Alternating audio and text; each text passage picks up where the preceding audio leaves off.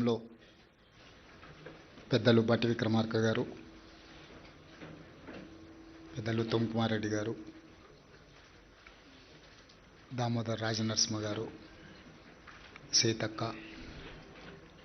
జయవీర్ శాసనసభ్యులు, కుంభమణిల్ రెడ్డి శాసనసభ్యులు, డాక్టర్ భూపత్ రెడ్డి, నాయని రాజేందర్ రెడ్డి, వేం నరేందర్ రెడ్డి గారు ఈ పత్రికా సమావేశంలో పాల్గొని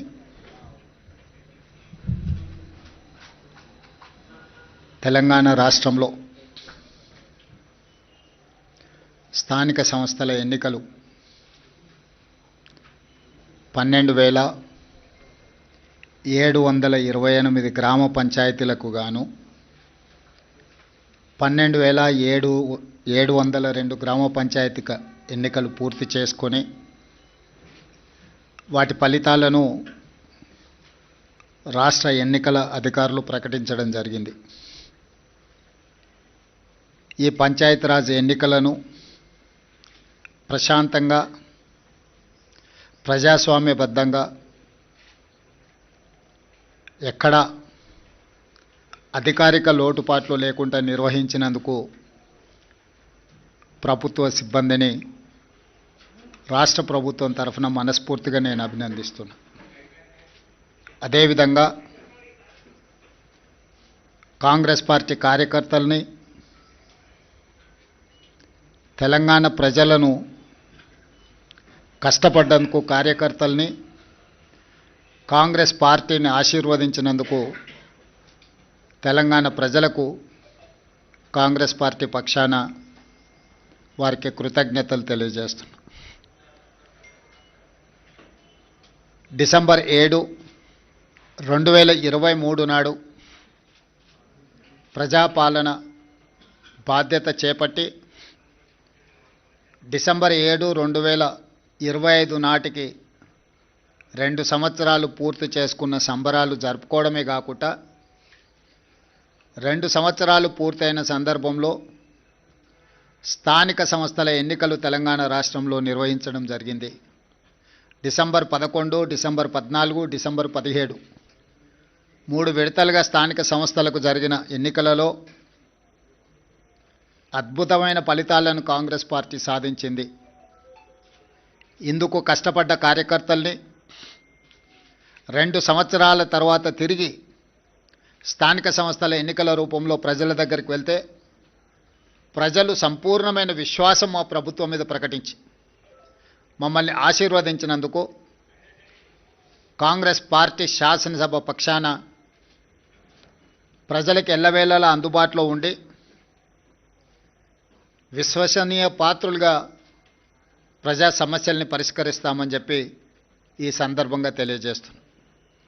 మీకు అందరికీ తెలుసు, వివిధ రకాల విశ్లేషణలు, వివిధ రకాల పత్రికలలో ప్రకటనలు, రాజకీయ నాయకులు వాళ్ళ పార్టీలకు సంబంధించిన వివరాలను చాలా సందర్భాలలో అన్వయించడం, విశ్లేషించడం, వివరించడం జరిగింది. ఈరోజు మా పక్షాన ఫలితాలను, మాకు అందిన సమాచారము మీ ద్వారా తెలంగాణ ప్రజలకు, మీడియా మిత్రులకు వివరించాలని మంత్రివర్గం అందరం కలిసి తీసుకున్న నిర్ణయం ప్రకారము 12,702 గ్రామ పంచాయతీల ఫలితాలలో 7,527 గ్రామ పంచాయతీలు కాంగ్రెస్ పార్టీ, 808 కాంగ్రెస్ పార్టీకి సంబంధించిన రెబెల్స్ ఈ ఎన్నికలలో నెగ్గడం జరిగింది.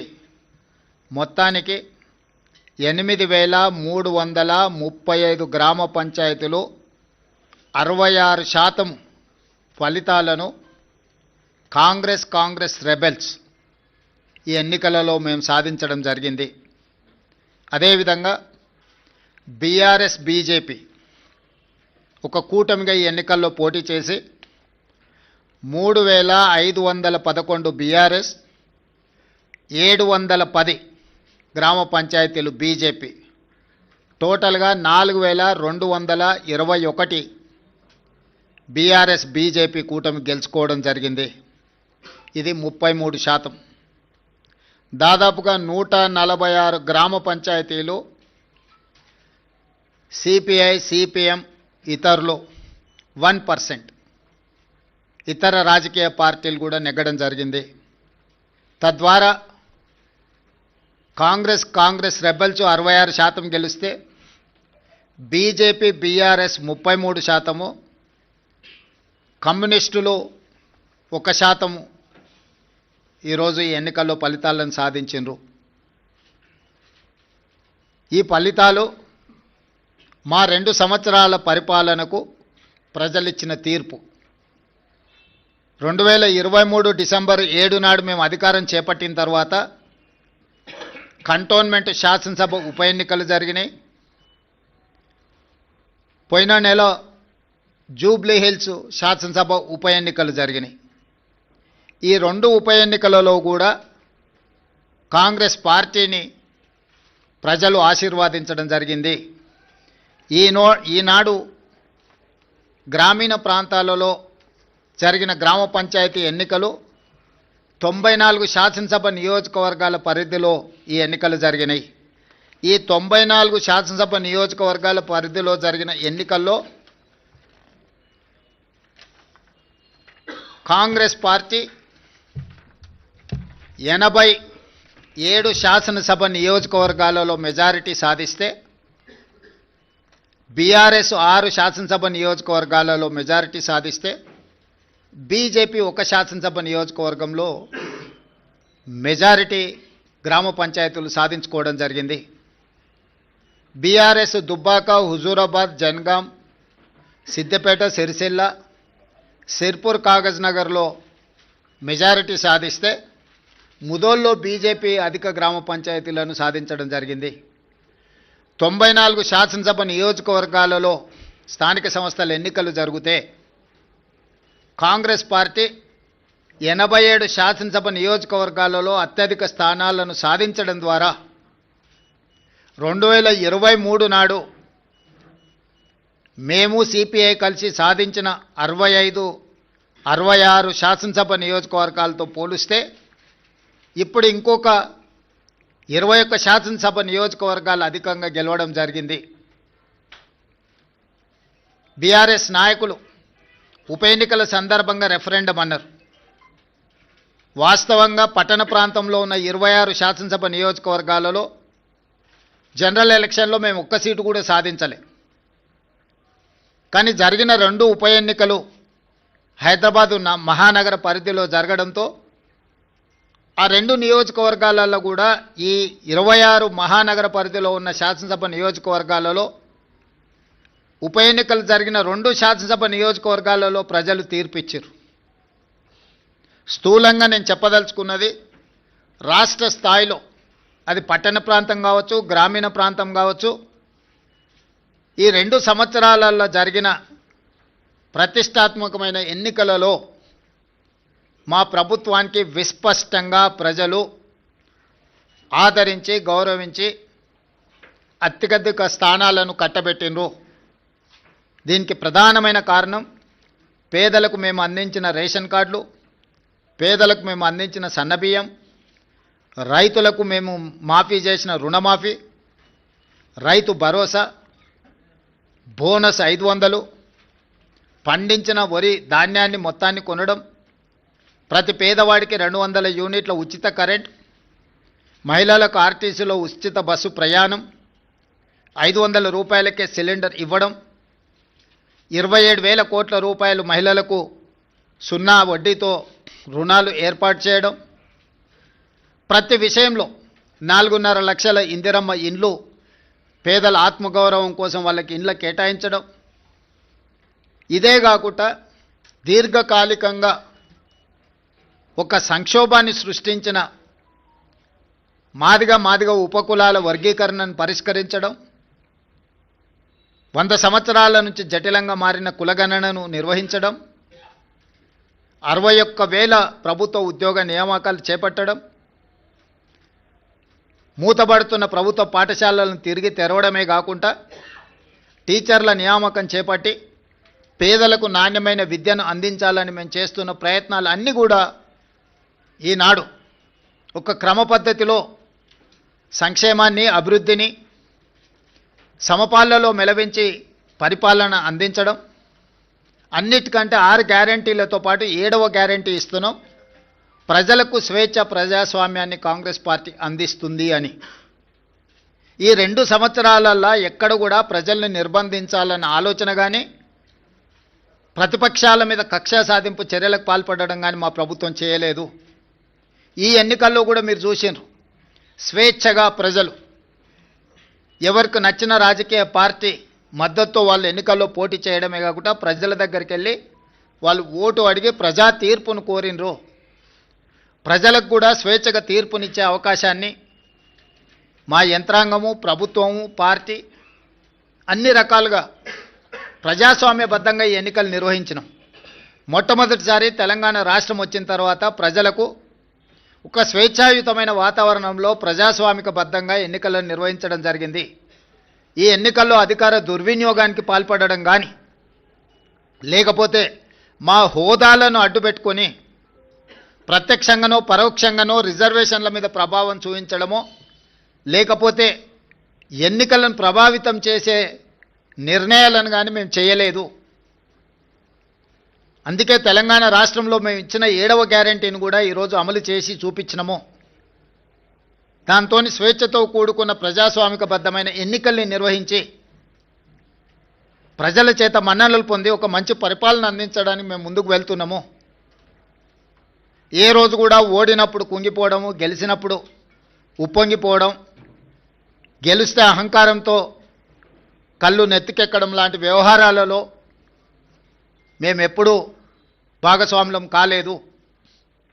వీటన్నిటికీ దూరంగా ఉండి ప్రజలకు దగ్గరగా, చెరువగా ఉండి సంక్షేమాన్ని, అభివృద్ధిని ముందుకు తీసుకువెళ్ళాలనే ప్రయత్నం చేస్తూనే ఉన్నాం. ఈనాటి ఫలితాలు మా బాధ్యతను మరింతగా పెంచినాయి. ఈనాడు కేంద్ర ప్రభుత్వం ఆనాడు శ్రీమతి సోనియా గాంధీ, మన్మోహన్ సింగ్ గారు అందించిన మహాత్మా గాంధీ ఉపాధి హామీ పథకాన్ని నిర్వీర్యం చేసి, నీరుగార్చి, పేరు మార్చడమే కాకుండా విధానాలను మార్చడం ద్వారా పేదలకి పథకాన్ని అందకుండా చెయ్యాలన్న కక్ష, కుట్ర స్పష్టంగా కనిపిస్తుంది. కేంద్రంలో సోనియా గాంధీ గారి మీద, రాహుల్ గాంధీ గారి మీద కక్షతో కూడిన అక్రమ కేసులు పెట్టడం, కోర్టులు చీవాట్లు పెట్టినా కూడా మారకపోవడాన్ని మనం కళ్ళతో చూస్తున్నాం. వీటన్నిటిని దృష్టిలో పెట్టుకొని ప్రజలు ప్రజాస్వామికబద్ధమైన కాంగ్రెస్ పార్టీ ప్రజలకు రక్షణ. అందుకే ఈరోజు తెలంగాణ ప్రజలు కాంగ్రెస్ పక్షాన బలంగా నిలబడ్డారు. ఈ స్ఫూర్తి కొనసాగుతుంది. భవిష్యత్తులో ఇంకా బలంగా పనిచేస్తాము, బాధ్యతతో పనిచేస్తాము. ఎదిగినా కొద్దిగా ఒదగాలి అని పెద్దలు ఏదైతే సూచన చేసిండ్రో వాటిని దృష్టిలో పెట్టుకొని ఆ విధంగానే ముందుకు వెళ్తాము. ప్రతిపక్షంలో ఉన్న వాళ్లకు అధికారం కోల్పోయినా అహంకారం తగ్గలేదు. ఇంకొక ఆయన కడుపు నిండా విషం పెట్టుకొని, మూసీలో కాలుష్యం కంటే ఆయన కడుపులో విషం ఎక్కువగా కనిపిస్తుంది, ఆయన మాటల్లో, ఆయన చేతల్లో, ఆయన వ్యవహార శైలిలో. ఇప్పటికైనా ప్రజా తీర్పును గౌరవించి ప్రభుత్వం తీసుకుంటున్న నిర్ణయాలకు సహకరించి ముందుకు రావాలి. ఏదైనా మాట్లాడతాం, ఎట్లయినా మాట్లాడతాం. బర్తగించిన విధానాలతోని ప్రజల్ని ఇబ్బంది పెడతాము అనంటే ప్రజలు ఇచ్చే తీర్పు ఈరోజు వాళ్లకు కనువిప్పు కలగాలి అని నేను అనుకుంటున్నా. ఈ ఫలితాలను చూసే అద్భుతం అనుకుంటారు. సంతోషం. ఈ అద్భుతం 2029లో కూడా జరుగుతుంది మీరు కోరుకున్నట్టే. 2/3 మెజారిటీతోని 2029లో కాంగ్రెస్ తిరిగి అధికారంలోకి వస్తుంది. 1/3 మీరు ఉంటారు, 2/3 మేము ఉంటాము. ఈ తీర్పు 2029లో కూడా పునరావృతం కాబోతుంది. ఇప్పటికైనా అహంకారం తగ్గించుకోండి, అసూయను తగ్గించుకోండి. తెలంగాణలో అమలు జరుగుతున్న సంక్షేమ అభివృద్ధి కార్యక్రమాలకు సహకరించండి. బాధ్యతాయుతమైన ప్రతిపక్షంగా వ్యవహరించండి. అంతే తప్ప మీ అసూయలతో, మీ ద్వేషంతో తెలంగాణ రాష్ట్రానికి నష్టం జరిగే విధంగా మీరు మాట్లాడకండి.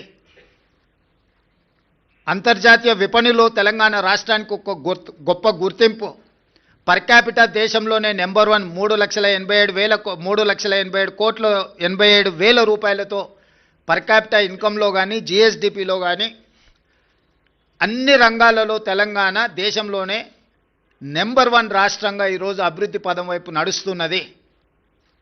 ఇంకా అభివృద్ధి జరగాల్సిన అవసరం ఉన్నది. సంపద పెంచాలి, పేదలకు పంచాలి అనే మా విధానాన్ని కొనసాగిస్తాము. ఇప్పుడు ఏ విధంగా అయితే మీడియా సహకారం ఉందో భవిష్యత్తులో కూడా మీ సహకారం ఈ విధంగా ఉండాలి అని మా ప్రభుత్వం భావిస్తుంది. మీడియా మిత్రులకు కూడా మీ సహకారం అందించినందుకు మనస్ఫూర్తిగా ధన్యవాదాలు తెలియజేస్తున్నాను.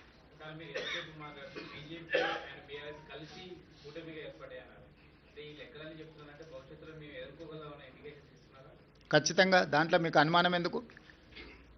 పార్లమెంట్ ఎన్నికల్లో వాళ్ళిద్దరు కలిసి వచ్చినా కూడా ఎదుర్కొని 8 సీట్లు సాధించినాం, 40% పైగా ఓట్లు సాధించినాం. ఇది భవిష్యత్తుకు పునాదులే వాళ్ళిద్దరూ కలిసిమెలిసి పోటీ చేస్తారనేది.